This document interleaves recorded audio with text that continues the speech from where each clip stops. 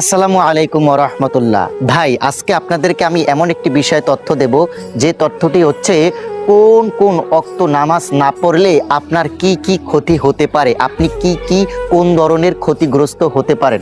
আপনি যদি সর্বপ্রথম ফজরের সালাত বাদ দিয়ে দেন, ফজরের নামাজ না পড়েন, তাহলে আপনার চেহারার নূর নষ্ট হয়ে যেতে পারে, অর্থাৎ চেহারার সৌন্দর্য নষ্ট হয়ে যেতে পারে। আপনি যদি জোহরের নামাজ বাদ দিয়ে দেন, জোহরের সালাত আদায় না করেন, তাহলে আপনার রিজিক কমে যেতে পারে, আপনার অভাব অনাটন বেড়ে যেতে পারে। আপনি যদি আসরের নামাজ না পড়েন, তাহলে আপনার যৌবন নষ্ট হয়ে যেতে পারে।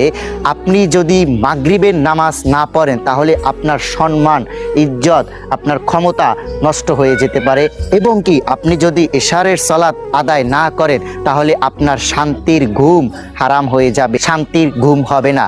তো ভাই, আসুন আমরা সব সময় প্রতিনিয়ত 5 ওয়াক্ত সালাত আদায় করি এবং নিজেদের অবস্থান থেকে নিজেকে সুস্থ রাখি। ভিডিওটা সর্বোচ্চ শেয়ার করে সকল মুসলমান ভাইদের কাছে পৌঁছে দিন। এবং আপনি যদি আমাদের সালমান ফার্সি স্টুডিও ইউটিউব চ্যানেলটায় নতুন একজন সদস্য হয়ে থাকেন, তাহলে অবশ্যই আমার চ্যানেলটাকে সাবস্ক্রাইব করবেন এবং সালমান ফার্সি স্টুডিও ফেসবুক পেজটাকে ফলো করে সবসময়ের জন্য আমাদের সাথে থাকবেন নিত্য নতুন ইসলামিক ভিডিওগুলো দেখার জন্য।